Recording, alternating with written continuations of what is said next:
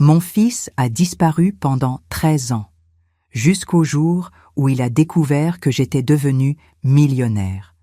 Il est apparu sur le pas de ma porte avec des valises et sa femme. En tant que ton fils, je mérite une place. Nous emménageons. Tu as beaucoup d'espace ici. J'ai souri et j'ai fait ce que je devais faire. Avant de commencer, je vous demande gentiment de vous abonner à cette chaîne et de mettre un like si cette histoire vous touche. Ce canal soutient une famille et a besoin de portée pour continuer à exister. Merci du fond du cœur pour votre soutien. Maintenant, laissez-moi vous raconter mon histoire. Je m'appelle Simone Bernard. J'ai 67 ans. Et ce matin du 15 octobre, quand j'ai ouvert la porte de ma villa à Marseille, face à la Méditerranée scintillante sous le soleil d'automne, je n'aurais jamais imaginé que mon passé reviendrait me hanter avec autant de violence. La sonnette a retenti à 9 heures précises. J'étais dans ma cuisine, préparant mon café comme chaque matin, regardant les voiliers glisser sur l'eau turquoise depuis ma baie vitrée. Ma maison au Calanque, perchée sur les rochers blancs, valait à elle seule 4 millions d'euros. Mais ce n'était rien comparé au reste de ma fortune. 28 millions d'euros. Oui, vous avez bien entendu. 28 millions. Pas gagné à la loterie, pas hérité, gagné. Chaque centime arraché à la sueur, aux nuits blanches, aux sacrifices que personne ne voit jamais. J'ai posé ma tasse. Mon cœur a fait un bond étrange quand j'ai regardé l'écran de l'interphone. Un homme d'environ 40 ans, barbe soigneusement taillée, chemise blanche impeccable, lunettes de soleil persol. À côté de lui, une femme enceinte, très enceinte, robe d'été Sandro, cheveux lissés parfaits. Mais ce n'était pas leur apparence qui m'a coupé le souffle. C'était son visage. Ce visage que j'avais embrassé des milliers de fois quand il était enfant. Ce visage que j'avais cherché pendant des années dans chaque rue de Marseille, dans chaque gare, dans chaque hôpital. Ce visage qui m'avait abandonné il y a 13 ans, 2 mois et 17 jours. Olivier. Mon fils. Mes mains ont tremblé quand j'ai appuyé sur le bouton pour ouvrir le portail. Pas de joie, pas de soulagement. Juste une boule glacée qui s'est formée dans mon ventre.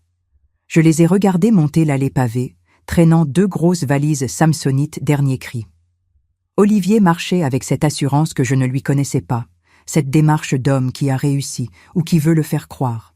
Sa femme, elle, scrutait chaque détail de la propriété avec des yeux de comptable évaluant un actif. J'ai ouvert la porte avant qu'il ne frappe. Nous nous sommes regardés. Le silence a duré une éternité. Le Mistral soufflait doucement, apportant l'odeur de la mer et du romarin sauvage. « Maman » a-t-il finalement dit, avec un sourire qui ne montait pas jusqu'à ses yeux. Je suis rentré à la maison. Ma gorge s'est serrée. « Maman », ce mot que je n'avais pas entendu depuis le 23 août 2012. Le jour où il était parti en claquant la porte de notre petit appartement de 2 pièces à la Castellane, me hurlant que j'étais étouffante, que je ne comprenais rien à ses rêves, que j'étais juste une infirmière ratée qui ne serait jamais rien. 13 ans, Olivier, ai-je répondu d'une voix que je ne reconnaissais pas moi-même. Calme, trop calme. 13 ans, sans un mot, sans un message, sans même me dire si tu étais vivant ou mort. Il a eu le culot de hausser les épaules, comme si on parlait d'un oubli d'anniversaire. J'avais besoin de temps, maman, de construire ma vie. Tu sais comment c'était difficile entre nous. Difficile, ce mot.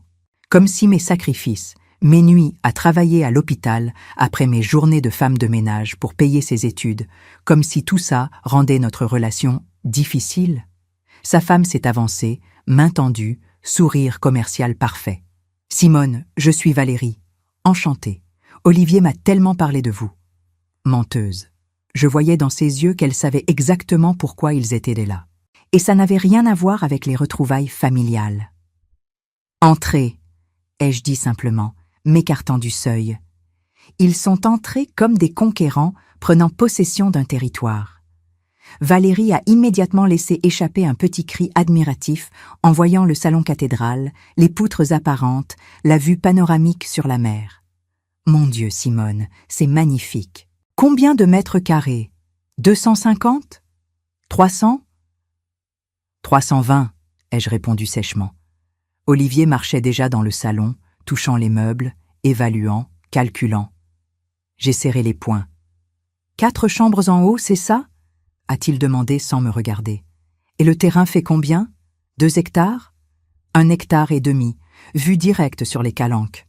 Il a hoché la tête, satisfait. Valérie s'est laissée tomber sur mon canapé en cuir italien, caressant son ventre arrondi avec un soupir théâtral. Le trajet depuis Paris a été épuisant. 6 heures de TGV, c'est long dans mon état. Paris. Donc il vivait à Paris. Pendant 13 ans, mon fils vivait à 3 heures de train de moi et il n'avait jamais trouvé le temps de venir. Je suis restée debout, dos à la baie vitrée, les bras croisés. Le soleil de Marseille entrait à flots, illuminant leurs visages. Je voulais voir chaque micro-expression, chaque mensonge, avant qu'ils ne sortent de leur bouche. Pourquoi maintenant, Olivier? Ma voix était dangereusement calme. Pourquoi exactement maintenant? Il a évité mon regard, s'est dirigé vers la cuisine ouverte, a ouvert mon réfrigérateur Sub-Zero, comme s'il était chez lui, a pris une bouteille d'eau Perrier. On peut pas juste être content de se revoir? J'ai mûri, maman. Je veux renouer. Je veux que mon enfant connaisse sa grand-mère. Ton enfant. J'ai prononcé ces mots lentement. Quand doit-il naître? Dans 6 semaines, a répondu Valérie, un sourire mielleux aux lèvres. Un garçon. On va l'appeler Louis. Tu vas être grand-mère, Simone. C'est merveilleux, non? Merveilleux. Pendant 13 ans, j'avais rêvé de ce moment, d'avoir des petits-enfants, de transmettre mon amour à une nouvelle génération. Mais pas comme ça, pas entaché par le calcul et la manipulation. « Comment tu m'as trouvé ?» ai-je demandé. Olivier a ricané, a sorti son iPhone dernier modèle. « Maman, tu es partout sur Internet. L'article dans la Provence il y a 3 mois. Simone Bernard, ex-aide-soignante de la Castellane, vend sa start-up de télémédecine pour 28 millions d'euros. Avec photo de cette villa, c'était pas très difficile. Voilà, la vérité, crue, sans phare. Il ne s'était pas réveillé un matin avec le désir soudain de revoir sa mère. Il avait vu l'argent, et il était venu le réclamer. Je me suis assise lentement dans le fauteuil face à eux, mes jambes ne me portaient plus. 28 millions d'euros. Le fruit de 10 années de travail acharné. Après mes 57 ans, j'avais tout risqué. J'avais créé une application pour connecter les aides-soignants indépendants avec les personnes âgées isolées. J'avais investi mes dernières économies, dormi 4 heures par nuit, appris à coder à un âge où la plupart des gens pensent à la retraite. Et j'avais réussi. Au-delà de mes rêves les plus fous. « Qu'est-ce que tu veux vraiment, Olivier ?» ai-je demandé, la fatigue soudaine dans ma voix. Il s'est assis à côté de Valérie, a pris sa main. Ils avaient répété cette scène. J'en étais certaine. « On veut vivre ici, maman. Avec toi, en famille. Tu as tout cet espace, 4 chambres vides. Et avec le bébé qui arrive, on a besoin de stabilité. Notre appartement à Paris est minuscule, 45 mètres carrés. C'est impossible avec un nouveau-né. Vous voulez vivre ici? J'ai répété ces mots comme si je testais leur poids. Gratuitement, j'imagine. Valérie a eu l'audace de paraître offensée. Simone, on est une famille. On ne va pas te payer un loyer. Et puis, franchement, qu'est-ce que ça change pour toi? Regarde tout ce que tu as, cette maison, l'autre appartement à Nice que j'ai vu dans l'article, les investissements. Tu ne peux pas tout dépenser de toute façon. Mon sang n'a fait qu'un tour, mais je me suis forcée à rester immobile, à respirer, à observer. Et ton travail, Olivier? L'article de la Provence ne mentionnait que moi. Qu'est-ce que tu fais dans la vie maintenant? Un silence, trop long. Valérie a serré sa main plus fort. Je suis entre 2 projets en ce moment. Le marché est difficile. Il est au chômage depuis 8 mois, ai-je traduit. Son visage s'est durci. C'est temporaire. J'ai des contacts, des opportunités. Mais en attendant, oui, c'est compliqué financièrement. Et alors? Je suis ton fils. Tu as une obligation morale envers moi. Une obligation morale. Ces mots m'ont transpercé comme des lames. J'ai fermé les yeux une seconde et les souvenirs ont déferlé. Moi, pleurant dans les toilettes de l'hôpital Nord, après 16 heures de garde quand j'avais appris qu'Olivier avait été renvoyé de sa 3e école. Moi, vendant les bijoux de ma mère pour payer son permis de conduire. moi, à genoux, suppliant le propriétaire de ne pas nous expulser quand Olivier avait dépensé l'argent du loyer dans des paris sportifs en ligne. Et lui qui était parti en me disant que j'étais un boulet, que je ne comprenais rien à l'ambition, que j'étais pathétique avec mes rêves de petite vie tranquille. J'ai rouvert les yeux. Une obligation morale, ai-je répété lentement. Parlons-en, justement. Je me suis levé, suis allé chercher une boîte en bois dans mon bureau vitré qui donnait sur la mer. Mes mains ne tremblaient plus. Une étrange sérénité m'avait envahi. Celle qui vient quand on sait exactement ce qu'il faut faire, même si c'est la chose la plus difficile du monde. Je suis revenu dans le salon et posé la boîte sur la table basse en verre entre nous. Olivier et Valérie l'ont regardé avec curiosité mêlée d'espoir.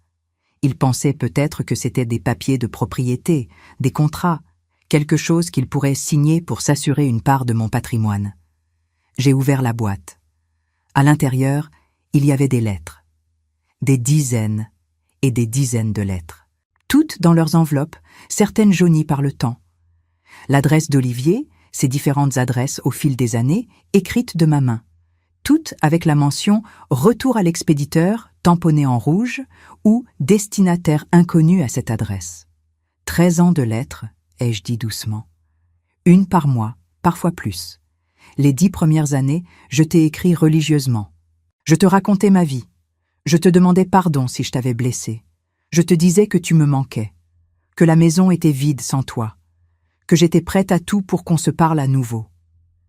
J'ai pris une lettre au hasard, l'ai ouverte et commencé à lire d'une voix neutre.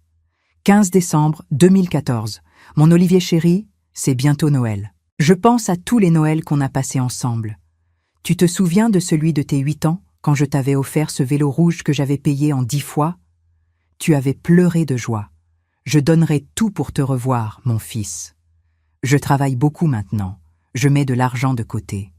Un jour, je te prouverai que j'ai réussi quelque chose, que tu peux être fier de moi. Je t'aime. Maman. Le silence était assourdissant. Olivier fixait les lettres, la mâchoire serrée. Valérie jouait nerveusement avec son alliance. Toute revenue, ai-je continué en reposant la lettre. Pendant 10 ans, j'ai essayé. Et toi, tu m'as effacé, complètement, comme si je n'avais jamais existé. J'avais besoin d'espace, a-t-il murmuré, mais sa voix manquait de conviction. D'espace. J'ai hoché la tête. Pendant ce temps, tu sais ce que je faisais? Je travaillais de 6 heures du matin à minuit.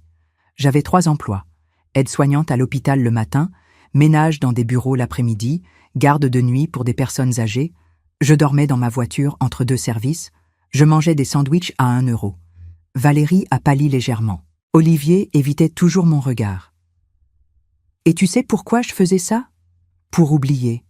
Pour ne pas penser au vide que tu avais laissé. Pour ne pas sombrer dans la dépression. Le travail était ma seule thérapie.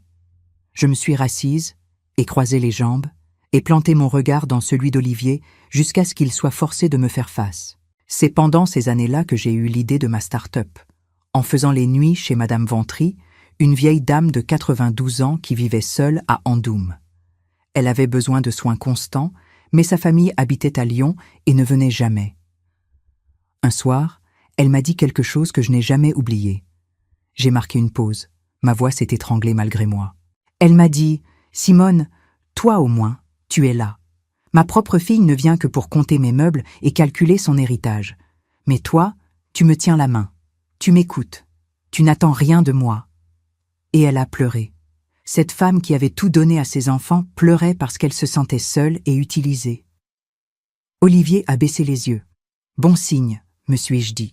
Il lui reste peut-être une once de conscience. » C'est ce soir-là que j'ai compris quelque chose de fondamental sur l'amour familial. Ce n'est pas un dû. Ce n'est pas automatique. Ce n'est pas parce qu'on partage le même sang qu'on se doit tout éternellement, sans rien en retour. L'amour familial, le vrai, c'est du respect mutuel, de la présence, de l'attention, et quand tout ça disparaît. Il ne reste qu'un titre vide. Mère. Fils. Des mots sans substance. Maman, écoute. Olivier a tenté de m'interrompre. Non. Ma voix a claqué comme un fouet. Toi, tu vas écouter, Pour une fois dans ta vie, tu vas m'écouter jusqu'au bout. » Je me suis levée à nouveau, cette fois pour aller chercher un dossier dans le tiroir de mon secrétaire ancien. Un dossier épais, plein de documents, de relevés, de preuves tangibles d'une vérité que j'avais gardée pour moi jusqu'à aujourd'hui. Quand j'ai créé mon entreprise, il y a 10 ans, tu sais quel a été mon premier investissement? Pas dans des bureaux chics, pas dans de la publicité. Non, j'ai engagé un détective privé. Olivier a relevé la tête brusquement. « Quoi? Tu m'as bien entendu, un détective privé, Philippe Arnaud, ancien policier reconverti. Je l'ai payé 50 000 € sur 3 ans pour qu'il te retrouve et qu'il me donne des nouvelles de toi. Parce que même si tu m'avais abandonné, même si tu refusais mes lettres, je devais savoir si tu étais vivant, si tu allais bien, si tu avais besoin d'aide. » J'ai ouvert le dossier, étalé les photos sur la table, des photos de lui. À la terrasse d'un café à Montmartre, entrant dans son immeuble parisien, un bel immeuble haussmannien du 9e arrondissement. Au restaurant avec Valérie, en week-end à Deauville. J'ai tout suivi, Olivier, tout. Je savais que tu avais un bon travail chez Orange, responsable marketing, 38 000 € par an. Je savais que tu avais quitté ce poste pour tenter un projet entrepreneurial qui a échoué. Je savais quand tu as rencontré Valérie, en juillet 2020. Je savais pour votre mariage civil discret en mairie du 10e. Je n'étais pas invité, évidemment. Les mains de Valérie tremblaient maintenant. Olivier était livide. Tu m'as fait suivre. Il semblait partagé entre la colère et l'incrédulité. Pas suivre, surveiller, pour m'assurer que tu allais bien, parce que c'est ça, être parent. Même quand ton enfant te rejette, même quand il te brise le cœur, tu continues de t'inquiéter, tu continues de vouloir son bien. C'est l'amour inconditionnel dont tout le monde parle, celui que j'ai eu pour toi pendant 40 ans. J'ai sorti un autre document du dossier. Mais il y a 6 mois, j'ai découvert quelque chose qui a tout changé. Le détective m'a apporté cette information. Tu veux savoir ce que c'était? Personne n'a répondu. Le silence était si épais qu'on entendait les mouettes crier au loin. Ton appartement de Paris, celui dont ta femme se plaint qu'il est trop petit. Je sais exactement où il se situe. Rue Lafayette, 45 mètres carrés. Tu le loues 950 € par mois. Et alors? A lancé Valérie, sur la défensive.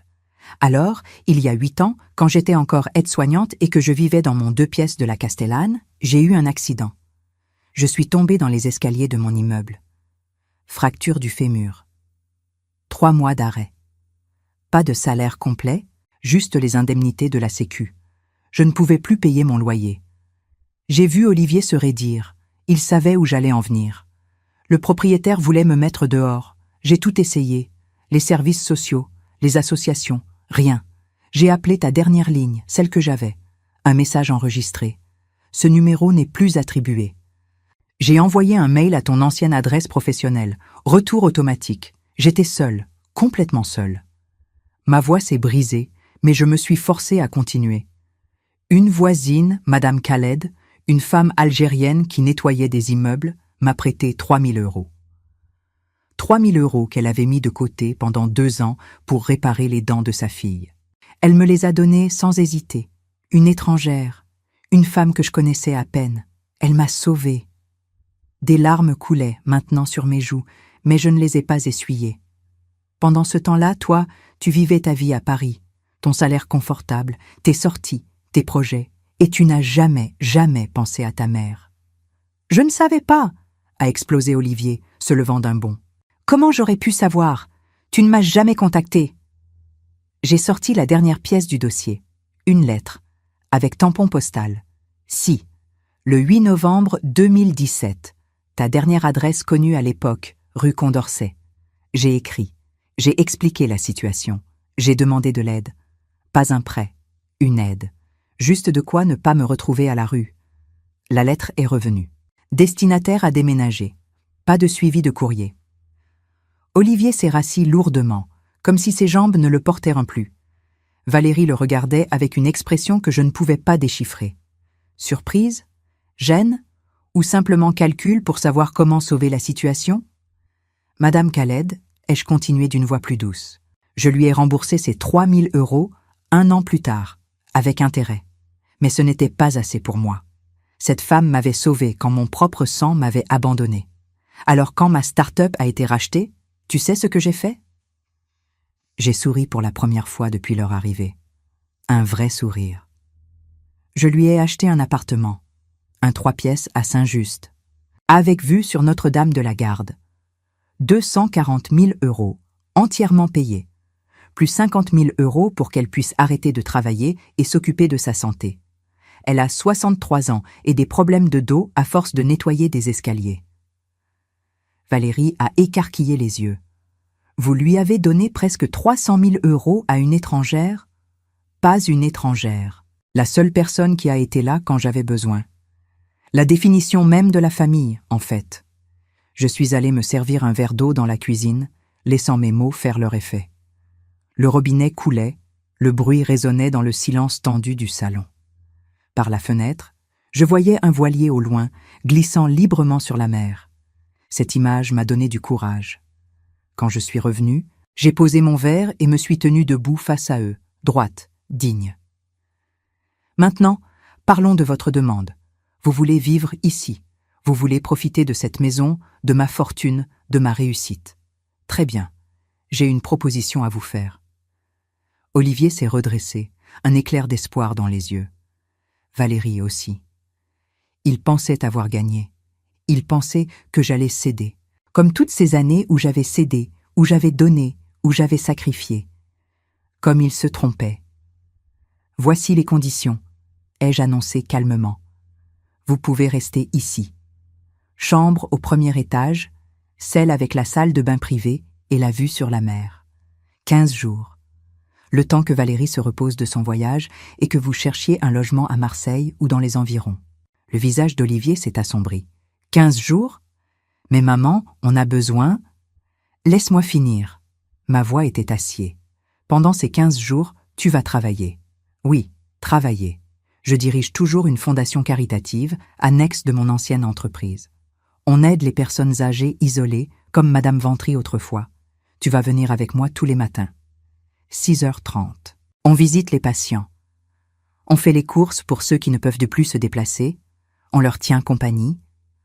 On change leurs draps quand ils sont malades. On nettoie leurs appartements. Tu te moques de moi? Olivier a ri nerveusement. Pas du tout. Tu veux ma fortune? Montre-moi que tu comprends d'où elle vient.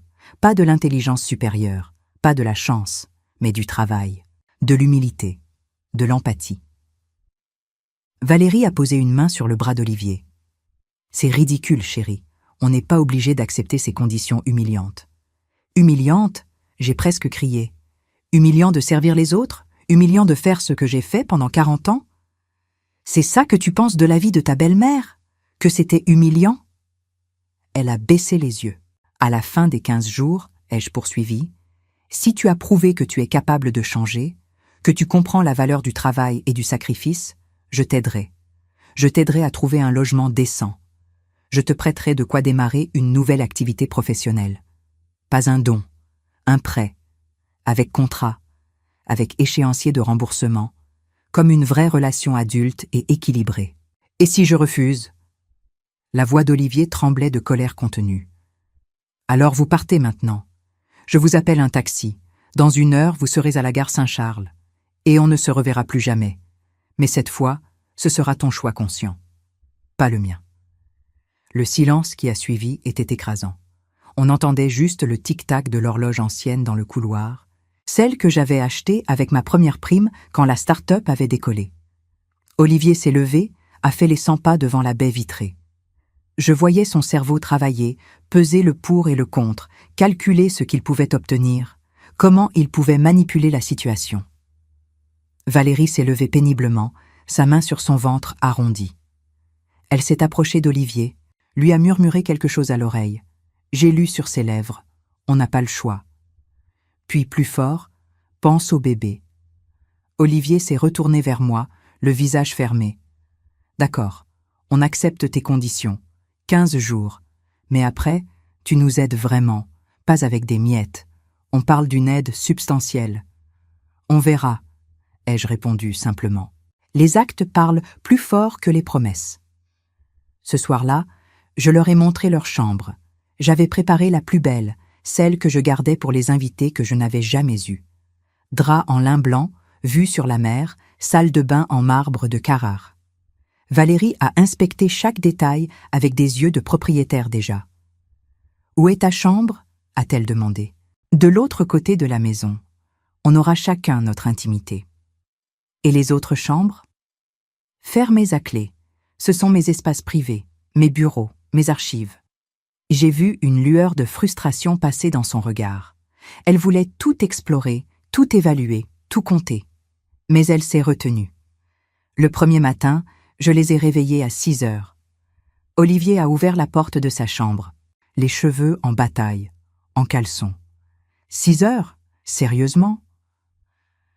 Les personnes âgées qu'on aide se lèvent tôt. Certaines n'ont pas dormi de la nuit à cause des douleurs. On doit être là. Douche et descend. On part dans 20 minutes.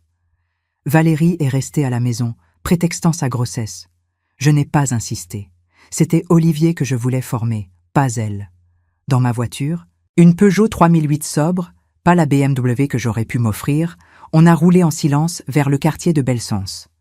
Olivier regardait par la fenêtre, découvrant un Marseille qu'il ne connaissait pas, ou qu'il avait oublié. « On va voir Monsieur Karim en premier », ai-je expliqué. 78 ans. Diabétique. Sa femme est morte l'année dernière. Ses enfants vivent au Maroc. Il est seul dans un studio de 25 mètres carrés. On va faire ses courses et changer ses pansements. Ses pansements? Olivier a pâli. Ulcère diabétique. Au pied. Tu vas apprendre. Monsieur Karim nous a accueillis avec un sourire édenté et des yeux brillants de reconnaissance. Son appartement sentait les épices et la solitude. Olivier est resté en retrait pendant que je m'occupais des soins, nettoyais les plaies avec douceur, refaisais les bandages. « Qui est ce jeune homme ?» a demandé Monsieur Karim en arabe, pensant qu'Olivier ne comprendrait pas. « Mon fils ?» ai-je répondu dans la même langue. « Il apprend ?»« Ah !» Le vieil homme m'a regardé avec une intensité particulière. « Celui qui était parti ?»« Oui. »« Et il revient maintenant, après que tu aies réussi ?» ?»« Oui. » Monsieur Karim a hoché la tête lentement, puis a regardé Olivier avec quelque chose qui ressemblait à de la pitié. « La fortune révèle le vrai visage des gens, ma fille. Les bons deviennent meilleurs, les mauvais montrent leur croc. Après, nous sommes allés chez Madame Ponce, 86 ans, Alzheimer précoce. Elle m'a prise pour sa fille pendant toute la visite, m'a raconté des histoires de son enfance pendant la guerre, m'a fait promettre de revenir bientôt. Elle ne se souvient même pas de nous d'une fois sur l'autre, ai-je expliqué à Olivier dans l'escalier qui puait l'urine et la misère. Mais on revient quand même, parce que sur le moment, on lui apporte de la joie, c'est tout ce qui compte. Le 3e jour, Olivier a commencé à participer. Pas avec enthousiasme, mais il participait. Il aidait à porter les courses. Il tenait la main de Monsieur Karim pendant que je changeais ses pansements.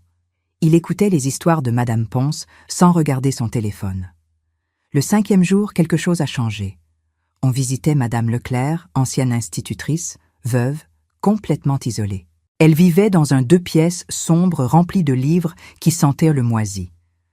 Olivier a remarqué une photo sur sa commode. Un jeune homme en uniforme militaire. « Votre fils ?» a-t-il demandé. Le visage de Madame Leclerc s'est illuminé, puis s'est effondré. « Oui, Thomas. Il est mort en Afghanistan en 2010. 26 ans. Je n'ai plus que des photos. Je suis désolé, a murmuré Olivier. C'est gentil, jeune homme. Vous savez ce qui me manque le plus? Sa voix. Je n'ai qu'une seule vidéo de lui, sur mon téléphone, mais je ne sais pas comment la regarder. Mes mains tremblent trop. Olivier s'est assis à côté d'elle, a pris délicatement le téléphone de Madame Leclerc. Ses doigts ont trouvé la vidéo. Un jeune homme souriant est apparu à l'écran, en tenue de camouflage, qui disait « Joyeux anniversaire, maman, je t'aime. » 30 secondes. Mais Madame Leclerc pleurait, comme si elle revoyait son fils pour la première fois. Olivier est resté avec elle 1 heure. Il lui a montré comment accéder facilement à la vidéo, comment l'enregistrer en favori, comment augmenter le volume. Il a même aidé à trier ses photos, à les scanner avec son téléphone, à créer un album numérique qu'elle pourrait consulter facilement. Dans la voiture, sur le chemin du retour, il a été silencieux longtemps. Puis il a dit, d'une voix que je ne lui connaissais pas, « Son fils est mort il y a 15 ans, et elle pleure encore tous les jours. Moi, je suis vivant, et pendant 13 ans, tu n'as pas su où j'étais. C'est pire, non? Au moins, elle sait que son fils l'aimait. » Je n'ai rien répondu. Qu'aurais-je pu dire? Oui, c'était pire. Oui, j'avais vécu un deuil sans corps, un abandon volontaire qui fait plus mal que la mort. Ce soir-là, autour du dîner que j'avais préparé, une daube provençale comme je faisais quand Olivier était enfant, Valérie a demandé « Alors, cette journée avec les petits vieux ?»« Les personnes âgées », a corrigé Olivier sèchement. « Elles ont des noms, des histoires, des vies qui valent quelque chose. » Valérie l'a regardé, surprise. « Depuis quand tu es si sensible? Depuis que j'ouvre les yeux. » Le 8e jour, il s'est passé quelque chose que je n'attendais pas. On était chez M. Karim pour les soins habituels. Mais cette fois, le vieil homme avait de la fièvre. 39 degrés. Une infection s'était déclarée malgré nos soins attentifs. « Il faut l'emmener à l'hôpital », ai-je dit. M. Karim a secoué la tête faiblement. « Pas l'hôpital, je veux mourir chez moi, Simone. Pas dans un couloir qui sent le désinfectant. » « Tu ne vas pas mourir, mais tu as besoin d'antibiotiques. On y va. » Olivier l'a aidé à se lever, l'a soutenu jusqu'à la voiture avec une douceur que je ne lui avais jamais vue. Aux urgences de l'hôpital Nord, là où j'avais travaillé pendant 20 ans, on a attendu 4 heures.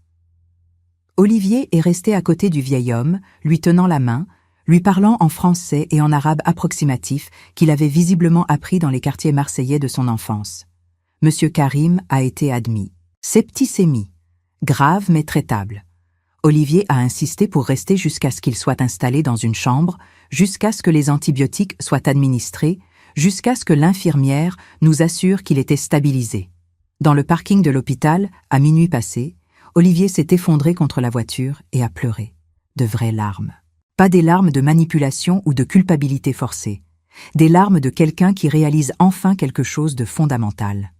« Je ne savais pas, a-t-il hoqueté. Je ne savais pas ce que tu faisais. Je pensais que tu travaillais juste. Mais c'est pas juste un travail. C'est être humain. C'est ce que signifie être quelqu'un de bien. » Je l'ai laissé pleurer. Je ne l'ai pas consolé. Il avait besoin de ce moment, de cette prise de conscience brutale et douloureuse. « Maman, a-t-il finalement dit en levant ses yeux rougis vers moi. Je suis désolée. Je suis tellement désolée.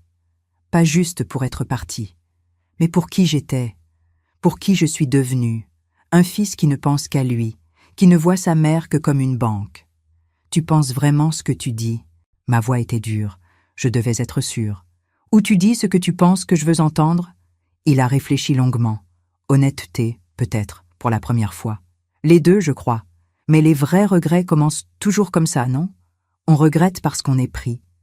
Puis on regrette vraiment quand on comprend ce qu'on a fait. J'ai hoché la tête lentement. Les 15 jours ne sont pas finis. On continue. Le 10e jour, M. Karim est sorti de l'hôpital. Olivier et moi l'avons ramené chez lui, avons fait le grand ménage de son appartement, rempli son frigo pour 2 semaines. Le vieil homme l'a serré dans ses bras. « Tu es un bon garçon, » lui a-t-il dit. « Tu as juste oublié pendant un moment. Mais ta mère, elle ne t'a jamais oublié. » Le 12e jour, Valérie a demandé à me parler seule. On s'est assise sur la terrasse, face à la mer qui brillait sous le soleil de novembre. Elle jouait nerveusement avec les glaçons de son jus d'orange. « Je vois le changement en lui », a-t-elle commencé. Il rentre chaque soir et me raconte les gens qu'il a rencontrés. Il ne parle plus de votre argent. Il parle d'eux, de leur vie, de ce qu'ils lui apprennent. « Et ça te pose un problème ?» Elle a eu un rire amer. Je ne sais pas. Quand je l'ai rencontré, il était ambitieux. Il voulait réussir, devenir riche, avoir cette vie de luxe qu'on voit sur Instagram. C'est ce qui m'a attirée. Et maintenant? Maintenant, il parle de trouver du sens, de donner en retour. Je ne sais plus qui il est. Peut-être qu'il découvre qui il est vraiment, ai-je suggéré doucement. Ou peut-être qu'il joue un rôle pour vous amadouer, a-t-elle répliqué avec une honnêteté brutale. Comment savoir? J'ai apprécié sa franchise. Au moins, elle ne jouait pas les hypocrites. On ne sait jamais vraiment. On ne peut que donner une chance aux gens de montrer leur vraie nature. Et observer. Elle a caressé son ventre. Ce bébé. Je veux qu'il ait une vraie famille. Des grands-parents présents, de la stabilité. Pas ce que j'ai eu, moi, trimballé entre une mère qui enchaînait les hommes et un père absent. C'est pour ça qu'on est venu. Oui, pour l'argent aussi. Je ne vais pas mentir, mais surtout pour ça. Alors reste pour les bonnes raisons, ai-je dit. Pas pour ce que je peux vous donner matériellement, mais pour construire de vraies relations. C'est ça qui a de la valeur, pas les mètres carrés ou les comptes en banque. Le 13e jour, j'ai emmené Olivier à un endroit spécial, le cimetière de la Treille, sur les hauteurs de Marseille.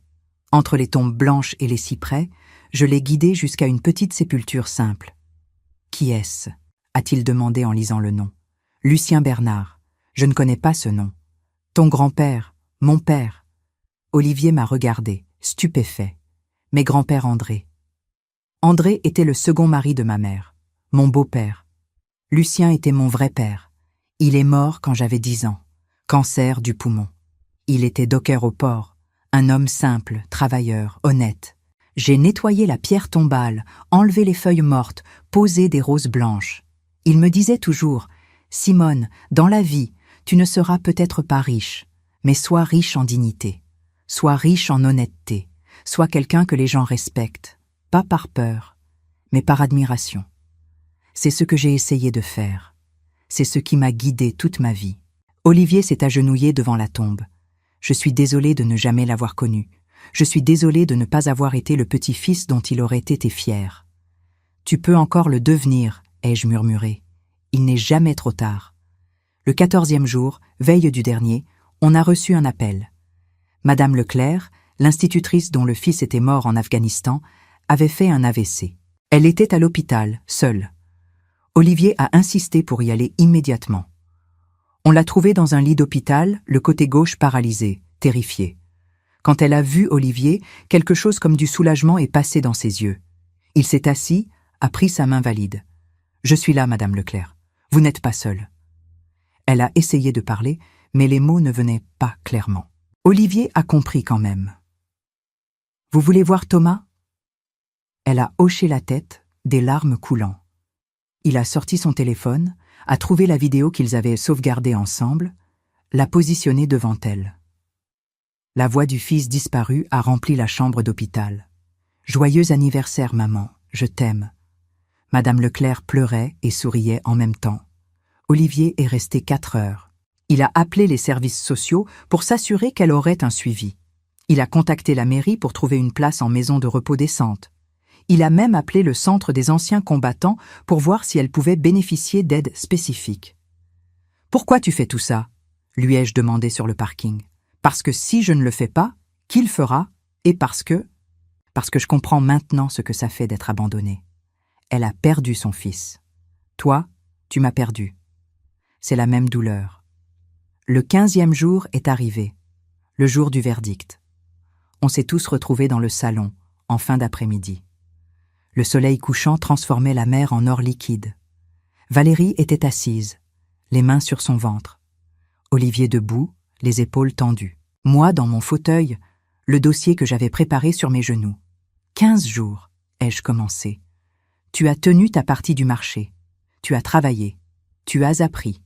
Tu as montré de l'empathie, de la patience, de l'humanité. Je suis fière de ce que j'ai vu. Olivier a expiré, soulagé. Mais, ai-je continué, et son visage s'est crispé à nouveau. Je dois savoir. Maintenant, dans ce moment, sans les personnes âgées autour, sans l'émotion du moment. Pourquoi êtes-vous vraiment venu? Le silence. Long, pesant, honnête. Finalement, Olivier s'est assis, tête baissée. Je vais être honnête, complètement honnête, pour la première fois peut-être de ma vie. Il a levé les yeux vers moi. On est venu pour l'argent. Quand j'ai vu l'article, j'ai vu une solution. J'étais au chômage. Valérie enceinte. Les factures s'accumulaient. Notre propriétaire voulait augmenter le loyer. J'ai pensé, ma mère a 28 millions. Elle me doit bien ça. Comme si tu me devais quelque chose après m'avoir élevé, comme si c'était une transaction commerciale. Valérie a pris sa main, les larmes aux yeux. Je ne t'ai pas quittée il y a 13 ans, parce que tu étais étouffante, a-t-il continué, la voix brisée. Je suis partie parce que j'avais honte. Honte de ne pas réussir aussi vite que mes amis. Honte de ne pas pouvoir t'offrir une vie meilleure. Honte que tu travailles si dur pour si peu. Alors je suis partie, et je me suis convaincue que c'était ta faute, que tu étais le problème. C'était plus facile que d'admettre que j'étais un lâche. Il pleurait maintenant, sans retenue. Ces 15 jours m'ont montré qui tu es vraiment. Pas une aide-soignante qui a eu de la chance, mais une femme extraordinaire qui a transformé sa douleur en compassion, qui a pris son succès et l'a utilisé pour aider les autres, qui est devenue riche, mais qui a gardé son âme. Il s'est levé et tombé à genoux devant moi. Je ne mérite rien, maman. Ni ton argent, ni cette maison, ni même ton pardon. Mais je te demande quand même une chose. Une seule. Laisse-moi rester dans ta vie. Pas ici, dans cette vie-là, mais dans ta vie. Laisse-moi être le fils que j'aurais toujours dû être. Laisse-moi rattraper 13 ans perdus. Je ne peux pas effacer ce que j'ai fait, mais je peux être différent maintenant. Mon cœur était une tempête. 40 ans de maternité, 13 ans de solitude, 15 jours d'espoir fragile. Comment choisir? Comment savoir? J'ai ouvert le dossier sur mes genoux. J'en ai sorti plusieurs documents. J'ai quelque chose à te montrer, ai-je dit calmement. Le premier document était un testament. Olivier a pâli. Je l'ai fait rédiger il y a 3 ans quand j'ai vendu ma start-up. Dans ce testament, tu hérites de rien. 0 €. Tout va à ma fondation et à des associations caritatives. Sa mâchoire s'est serrée, mais il a hoché la tête. Je comprends. Laisse-moi finir. J'ai sorti un second document. Mais hier, j'ai demandé à mon notaire de préparer un nouveau testament. Dans celui-ci, tu hérites de 30% de ma fortune. 8 400 000 €. Avec une condition. Olivier a retenu son souffle. La condition est simple. Cet argent est bloqué dans un fonds fiduciaire. Tu reçois 100 000 € par an, à condition de travailler activement dans ma fondation, de continuer ce que tu as commencé ces 15 jours, d'aider les personnes âgées, les isoler, les oublier.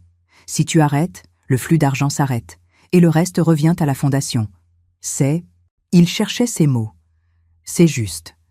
J'ai sorti un 3e document. Et voici un contrat de prêt, 300 000 €, sans intérêt, pour que tu achètes un appartement décent à Marseille, proche d'ici, avec une chambre pour le bébé. Tu rembourseras 1 000 € par mois pendant 25 ans. Si tu respectes le calendrier, je te pardonnerai la dette à ton 50e anniversaire. Valérie pleurait maintenant aussi. « Pourquoi ?» a demandé Olivier. « Après tout ce que je t'ai fait, pourquoi tu fais ça ?» Je me suis levée et pris son visage dans mes mains.